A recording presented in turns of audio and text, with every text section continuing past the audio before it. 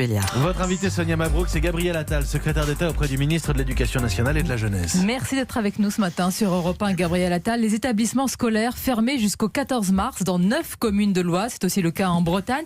Quelle est la règle? À partir de combien de cas sur un territoire cette décision de fermeture d'établissement est prise? Cette règle est prise, cette décision est prise dès lors que les autorités sanitaires considèrent qu'on est face à un cluster, comme ils appellent ça, c'est-à-dire une circulation du virus sur un territoire donné. Je ne crois pas qu'il y ait de nombre de cas minimum ou maximum, mais en tout cas, quand un cluster est identifié, on prend ces décisions dans un cadre scolaire. Je rappelle qu'il y en a 3 à ce stade, dans l'Oise, en Haute-Savoie et dans le Morbihan. Alors, les élèves domiciliés dans ces communes, justement, ces clusters fortement touchés par le coronavirus, s'ils sont scolarisés dans une autre commune, ils pourront très bien se rendre à l'école. Où est la cohérence de ces mesures? Écoutez, vous savez, quand on est dans une situation comme celle-ci, qui est une situation où on fait face à une épidémie qui arrive sur notre territoire, forcément, on s'adapte. On s'adapte en fonction des données dont on dispose et on prend des décisions en conséquence. Moi, j'ai travaillé au ministère de la Santé pendant 5 ans avant d'être élu. Et j'ai vu comment fonctionne ce système. J'ai vu les autorités sanitaires, les experts qu'on a, qui savent capter les signaux faibles, qui savent recommander au gouvernement, à l'autorité politique, les mesures à prendre.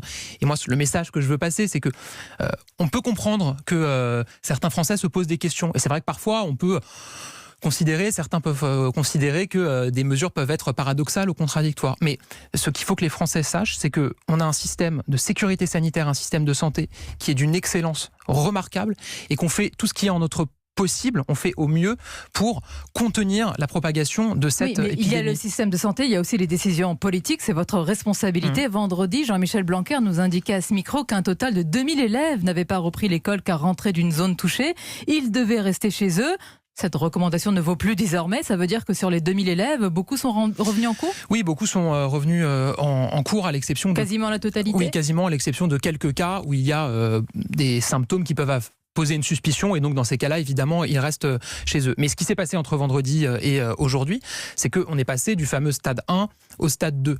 Le stade 1 consiste à faire tout pour empêcher une épidémie d'arriver sur le territoire. Et donc effectivement, il y avait des mesures de confinement pour tous les élèves, dont la famille, ou qui se sont rendus en vacances dans des zones où le virus circulait. Dès lors qu'on est en stade 2, c'est-à-dire que le virus est présent en France et que l'objectif est d'empêcher sa propagation, on passe à d'autres mesures et notamment celle que j'évoquais tout à l'heure. Ça veut dire plus de confinement pour les élèves, les enseignants rentrés d'une zone à risque, mis à part, on met de côté la province du Hubei. Ça veut dire un retour direct à l'école sans aucune autre précaution? Ça veut dire un retour à l'école, sauf pour des cas suspects où là, évidemment, il y a des tests qui sont réalisés. Donc école fermée dans un cluster en France, mais retour possible en classe si vous revenez d'une zone à risque de l'étranger. Si vous n'avez pas il faut qu'on comprenne cela quand même. Si vous n'avez pas de symptômes, effectivement, les élèves ont pu rentrer à l'école. Mais encore une fois, on est passé du stade 1 au stade 2, c'est les autorités sanitaires. En quelques heures, les c'était vendredi sanitaires. Que Jean-Michel Blanquer nous disait et priait justement les parents d'élèves de ces enfants-là à rester chez eux. Mais Sonia Mabrouk,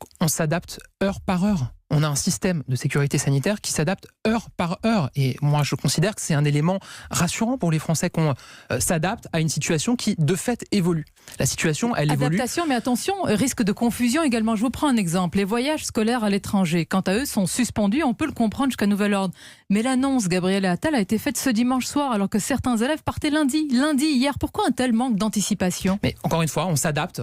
C'est une situation qui évolue par définition. On ne pouvait pas anticiper que ces voyages scolaires pouvaient être suspendus. Et sur les voyages scolaires, on applique un principe de précaution absolu, puisque aujourd'hui, le Quai d'Orsay recommande de retarder ou décaler des déplacements à l'étranger qui ne sont pas nécessaires.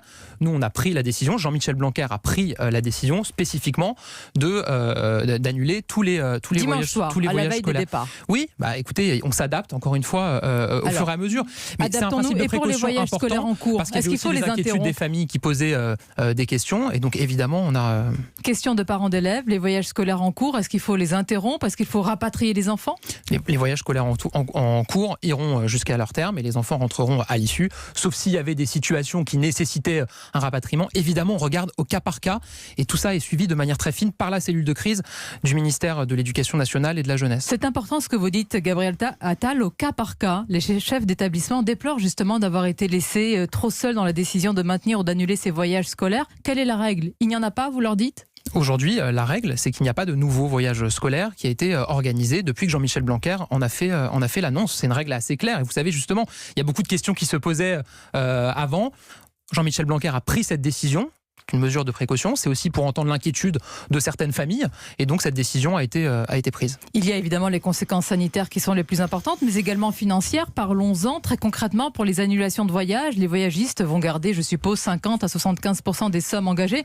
Qui paye la note? Les parents, les établissements, les assurances? J'imagine qu'il y a des parents d'élèves qui se posent la question. Oui, alors je ne crois pas que ce soit les parents. C'est un sujet qui est regardé en ce moment avec évidemment les tours opérateurs, les organisateurs de voyages. Il y a un sujet plus large sur la question du tourisme. Elisabeth Borne avait des réunions importantes hier. Les différents ministres ont des réunions en ce moment avec leur secteur. Bruno Le Maire s'agissant du secteur économique, évidemment. Donc tout ça est en train d'être regardé. Mais encore une fois, on est face à une situation... Mais il y aura des solutions par rapport à ces annulations de voyages scolaires. Ça concerne quand même beaucoup d'enfants. De toute façon, vous le savez, Bruno Le Maire a dit que s'agissant des conséquences économiques, des mesures seraient prises pour en limiter l'effet sur les entreprises françaises, sur l'économie française. Donc à ce titre-là, il faut aussi être rassuré. Avec les écoles fermées, Gabriel Attal, des solutions d'enseignement à distance sont mises en place d'ores et déjà pour assurer ce que l'on appelle une continuité pédagogique. Mais si le nombre d'écoles fermées se multiplie, est-ce que de nombreux justement cours à distance pourraient être mis en place? Est-ce que cette continuité pourrait être maintenue? Certains enseignants en doutent. Oui, ça pourrait être maintenu à la demande de Jean-Michel Blanquer. On a beaucoup travaillé avec le CNED depuis maintenant plus d'un mois, justement pour préparer cette continuité pédagogique dans un cas où des établissements même pour des dizaines de milliers d'élèves, même pour plus? Oui, aujourd'hui, la plateforme qui a été mise en place, les plateformes qui ont été mises en place permettent, je crois, d'accueillir autour de 6 millions de connexions simultanées, ce qui est beaucoup. Vous avez 12 millions d'élèves aujourd'hui dans l'enseignement scolaire. Ça, c'est sur le papier ou concrètement, ça se passe ainsi? C'est concrètement que ça se passe ainsi. Donc, il y a cette continuité pédagogique qui peut passer soit par ce qu'on appelle l'environnement numérique de travail. Et donc, vous avez dans chaque établissement un espace qui permet de communiquer entre les enseignants, les élèves, les familles. Un autre dispositif porté par le CNED qui s'appelle Ma classe virtuelle, qui permet aussi d'animer une classe, y compris en allant jusqu'à une visioconférence. Tous ces dispositifs sont mis en place et les établissements généralisables. Ils peuvent être étendus absolument, sans problème, ni de connexion, ni... Oui. C'est tout le travail qui a été fait ces dernières semaines avec le CNED, et moi je veux saluer le travail qui a été mené pour garantir que cette continuité pédagogique puisse se tenir. Gabriel Attal, vous êtes ministre candidat. Comment vous faites campagne en ce moment ? Vous ne saluez personne, vous n'approchez personne. Comment ça se passe, une campagne des municipales aussi singulière? Je suis effectivement en campagne pour les élections municipales à Vanves, chez moi. C'est vrai que c'est pas évident parce qu'on a l'habitude. Moi, ça fait 6 ans que je suis élu local, je connais beaucoup de monde, et dimanche dernier encore, j'étais sur le terrain, je croisais des personnes que je connaissais, et spontanément, c'est vrai qu'on a envie de se faire la bise ou de se serrer la main. Mais on s'adapte, voilà. On se fait pas la bise, on se serre pas la main, mais on se salue quand même. Vous leur dites, venez dans 12 jours, allez voter, il n'y a pas de risque par rapport au coronavirus, vous leur dites cela? Vous rassurez les gens? Bien sûr. Moi, aujourd'hui, le message que je transmets, qui est le message qui est celui des autorités sanitaires et celui du gouvernement du Premier ministre, c'est qu'il n'est pas question d'annuler les élections municipales, encore une fois. Alors vous parlez? Oui, bien sûr. Depuis tout à l'heure, vous dites que votre discours évolue. Évidemment. Mais attendez, vous dites on s'adapte, c'est-à-dire peut-être dans les prochaines heures ou dans les prochains jours, vous ne seriez pas aussi affirmatif si je vous posais la question, pas de report des élections municipales? Par principe, comme je vous l'ai dit, on s'adapte jour par jour. Donc ce que vous me dites aujourd'hui n'est peut-être pas valable demain? Aujourd'hui, il n'est vraiment pas question d'annuler les élections municipales. Évidemment, des mesures seront prises pour garantir la sécurité sanitaire dans le cadre de ces élections. J'imagine que le ministère de l'Intérieur annoncera des mesures, peut-être la présence de gel hydroalcoolique et les mesures barrières qui ont été annoncées. Mais une question, justement, ça vous concerne pour les écoles. Les mesures barrières qui ont été annoncées, qui sont des mesures, il faut les rappeler, le fait de se laver les mains régulièrement, de ne pas se serrer la main, etc. Est-ce que les bureaux de vote sont maintenus dans les cantines et les préaux des écoles et des collèges? Évidemment qu'elles seront appliquées, ces mesures. À ce stade, il n'y a pas de changement sur les élections municipales. Elles seront dans les cantines et les préaux des écoles? À ce stade, il y aura beaucoup de monde donc dans les écoles? À ce stade, il n'y a pas de changement sur les élections municipales. Encore une fois, c'est dans une dizaine de jours. Donc, comme je vous l'ai dit, les choses s'adaptent jour après jour. Et donc, évidemment, des annonces seront faites. Merci Gabriel Attal, invité ce matin sur Europe 1. Merci d'avoir été notre invité.